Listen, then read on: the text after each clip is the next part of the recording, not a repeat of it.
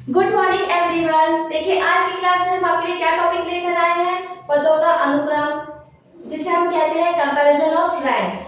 ठीक है, तो देखिए जैसे हमने आपको पहले भी बताया है, इसमें क्वेश्चंस कैसे आते हैं, कौन किससे लंबा है, कौन किससे छोटा है, कौन किससे भारी है, कौन किससे हल्का है, इस तरह के क्वेश्चंस आते हैं। पर ये एक अलग तरह का क्वेश्चन जिसमें पैसों की बात की गई है। ठीक है, तो चलिए हम इसको देखते हैं, इस क्वेश्चन को कैसे बनाते हैं। पहले रीड कर लेते हैं।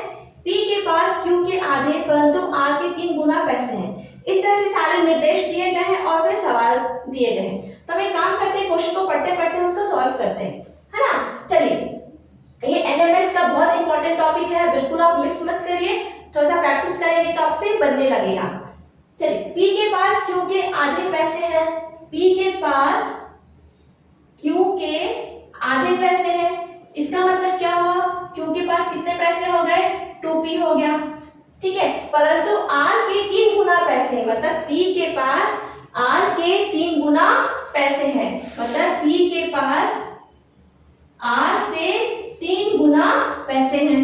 अब इसको देखिए, S के पास T के 4 गुना, S के पास T के 4 गुना पैसे हैं तथा S के पास P से दुगने पैसे थे।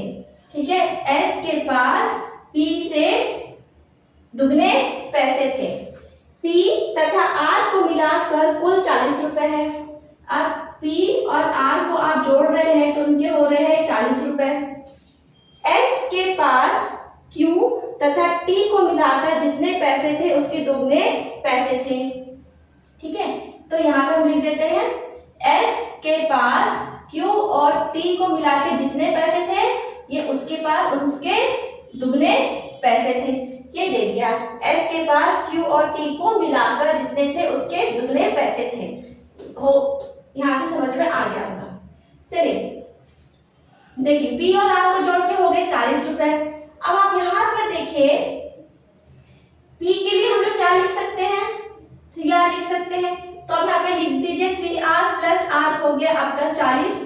तो R का मान कितना हो गया, 40/4। तो R का मान हो गया आपका 10 रुपए। तो P का मान कितना हो गया, 40 में से 10 घटा दीजिए तो हो गया आपका 30 रुपीज, है ना। यहाँ से हो गया। अब देखिए P का, तो P के पास कितने हो गए, 3 × R, तो हो गए आपका 30 रुपीज।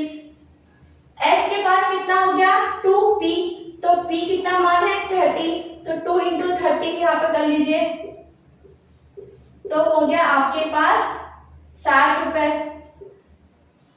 ठीक है, अब T, यहाँ पर ना T है, यहाँ पर T है। देखिए यहाँ पर क्या है, T है।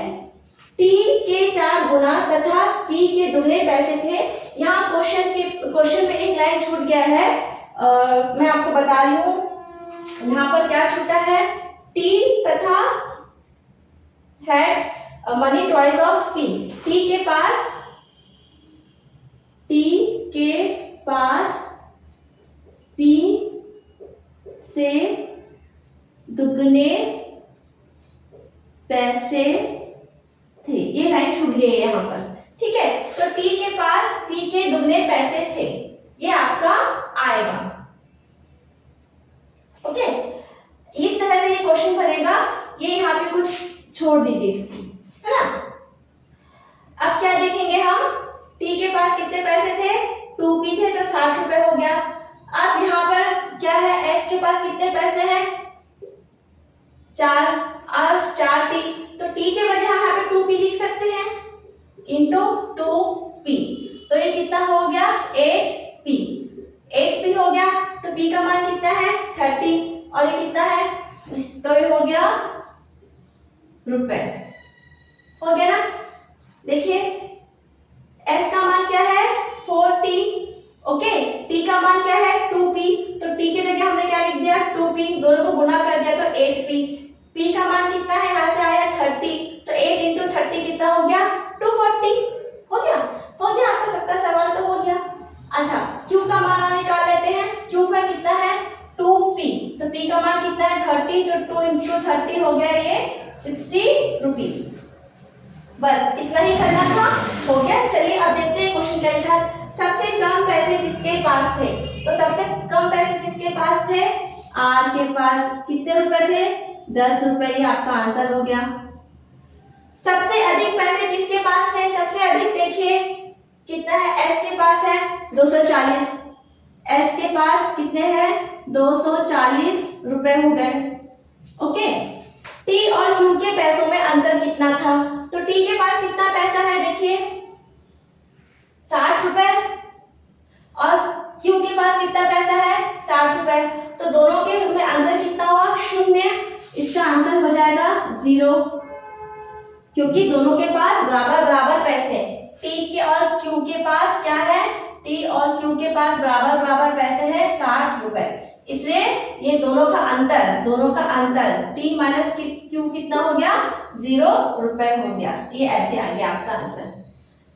पी के पास कितने पैसे थे? तो पी के पास तो 30 रुपीज था, यहाँ पे लिखा है हमने 30 रुपीज।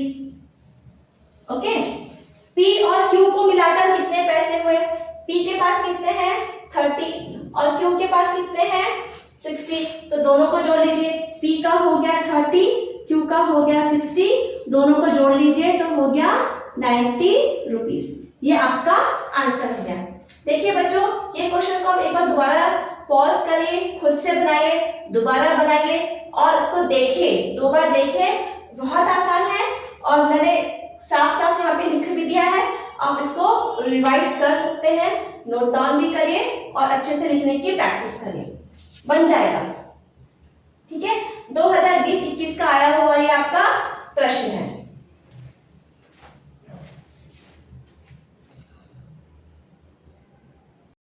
आइए अगला क्वेश्चन देखते हैं। ये 2018-19 का आया हुआ क्वेश्चन है। इसमें क्या लिखा है? राम के पास 5 होटल है, P Q R S T. T से आमदनी पी से 5 गुना है, क्यू की आमदनी पी से दुगनी है, क्यू और एस की आमदनी का अनुपात 1/2 है, आर की आमदनी पी से 3 गुना है, और यदि पांचों होटल की आमदनी जोड़ दी जाए तो कुल आमदनी है 2,25,000 प्रति माह। ठीक है। इसके बाद हमें ये सारे क्वेश्चंस के आंसर्स ढूंढना है। तो चलिए स्टेप बाय स्टेप करते हैं, इजी है, बन जाएगा। तो चलिए शुरू करते हैं। टी से आमदनी पी, टी की आमदनी, ठीक है, टी की आमदनी पी से 5 गुना है, तो टी की आमदनी कितनी हो गई? पी की 5 गुना हो गया। क्यू की आमदनी पी से 2 गुना है, तो क्यू की आमदनी पी से कितनी हो गई? 2 गुनी हो गई। क्यू और एस की आमदनी का अनुपात 1/2 है। अनुपात कह रहा है क्यू अपॉन एस का अनुपात कह रहा है 1/2। इसका मतलब क्या हो गया? 3 गुना कर दीजिए, एस के बराबर कितना हो गया? 2Q। ठीक है। अब हम क्या करते हैं, Q का मान कितना है यहाँ से देखिए 2P, तो Q की जगह हम लोग लिख देंगे 2P। इसका मतलब हो गया S का मान कितना हो गया? 4P। ठीक है। अब देखिए R की आमदनी P से 3 गुना है, R की आमदनी P से 3 गुना है, हो गया। यदि पांचों होटलों की कुल आमदनी 2,25,000 रुपए प्रति माह है तो, ठीक है। अब ये देखिए सबको आप जोड़ दोगे, P plus Q plus R plus S plus T को जोड़ देंगे तो 2,25,000 रुपए आते हैं आपके पास। तो देखिए ये सबको हमने किस में कन्वर्ट कर दिया है? P में कन्वर्ट कर दिया है। तो P का मान P रहने दीजिए। Q कितना मिल गया आपको? 2P मिल गया। R कितना मिला? 3P मिला। S कितना मिला? 4P मिला। T कितना मिला आपको? 5P मिला। सबको जोड़ दीजिए, 2,25,000 रुपए हो गए। ठीक है। अब सबको जोड़ दीजिए, 5 और 4 9, 9 और 1 10, 10 और 5 15। 15P किसके बराबर हो गए? 2,25,000 के बराबर हो गए। तो P का मान कितना हुआ? इसको भाग कर दीजिए तो ये हो गया 15,000। ठीक है। 15 को 15 से गुना करते हैं तो 225 आता है, 225 आता है। तो P का मान हो गया 15,000। अब हमारा सवाल हो गया आसान। चलिए यहाँ से देखते हैं सबसे कम आमदनी किसकी है, क्योंकि सबके सब हम पी के आधार पर हैं। देखिए तो सबसे कम हो गया आपका पी, पी के बाद कितना आ जाएगा आपका 2p, ठीक है। 2p किसका है आपका क्यू का है, क्यू के बाद किसका आएगा आपका 4p, ठीक है। इसके बाद आपका आ गया 4p, 4p किसके लिए है आपका s का है, ओके। फिर 3p हम छोड़ दिए यहाँ पर, 2p के बाद आ गया 3p किसका है r का, फिर आ गया आपका 4p किसका है s का है, और इसके बाद सबसे बड़ा क्या है 5p किसका है आपका t का है। तो ये देखिए ये आपका क्रम बन गया, ये देखिए ऐसे बढ़ता क्रम, ठीक है। ऐसे हम बना सकते हैं 1p 2p 3p 4p 5p, p आप ऐसे कर लेंगे तो आपका आंसर समझ में आ जाएगा। तो सबसे अधिक आमदनी किसकी है 5p, है ना। तो 5p किसके बराबर है p से। सबसे कम आमदनी किसकी है, क्योंकि हमने किससे लिया था p से लिया था, तो इसका आंसर हो गया p। r की आमदनी कितनी है कर लीजिए, r कितना है यहाँ पे 3p, तो यहाँ पे कर लीजिए 3 इंटू 15,000, तो कितना हो गया 45,000 रुपए हो गए।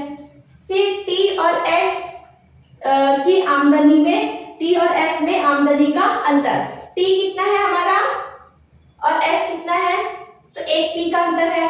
तो ये देखो 5p माइनस 4p कितना हुआ 1p, तो कितना हो गया 5p माइनस 4p कितना हो गया 1p, तो कितना हो गया आपका अंतर 15,000 बराबर 15,000 रुपए। उम्मीद है ये समझ में आ गया होगा।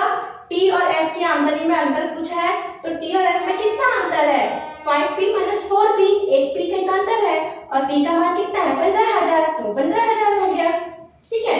किस होटल से आमदनी p का 4 गुना है, p का 4 गुना, तो s किसके बराबर है p का 4 गुना, तो इसका आपका आंसर हो जाएगा s, ठीक है। तो देखिए क्वेश्चन बहुत इजी था, 1 मिनट का ही समय लगेगा अगर आप बच्चे इसको बनाएंगे, एग्जाम में भी बनाएंगे, मान लीजिए अपने हिसाब से समय लेकर भी बनाएंगे तो भी आपको एग्जाम में बनाने में इसको 1 मिनट ही लगेगा। लेकिन ये बहुत स्कोरिंग क्वेश्चन है, 1 या 1.5 मिनट अगर आप हो सकता है कोई बच्चे 1.5 मिनट भी ले लें, लेकिन आप देखिए आप 5 क्वेश्चन के आप आंसर भी तो दे रहे हैं 1.5 मिनट में, ठीक है। तो आप इस क्वेश्चन को 2 मिनट का समय लेके भी बना सकते हैं, 3 मिनट का समय भी आप इस क्वेश्चन को लेकर बना सकते हैं, क्योंकि तब भी आप 3 मिनट में 5 क्वेश्चन कर रहे हैं, ओके, या 2 मिनट में आप 5 क्वेश्चन कर रहे हैं। तो इस क्वेश्चन को बिल्कुल भी मत छोड़िए, एक बार सब निकल आता है तो सारी चीजें निकल आती है, एक के बाद एक सारी चीजें निकल कर आती हैं। तो आप इसको एक बार नोट डाउन कर लीजिए, जरूर अच्छे से रिवाइंड करके इसको देखिए, और बहुत आसान है, एग्जाम का आया हुआ क्वेश्चन। थैंक्स बच्चों फॉर वॉचिंग माई वीडियो। अब अगले क्लास में फिर हम मिलेंगे आपसे।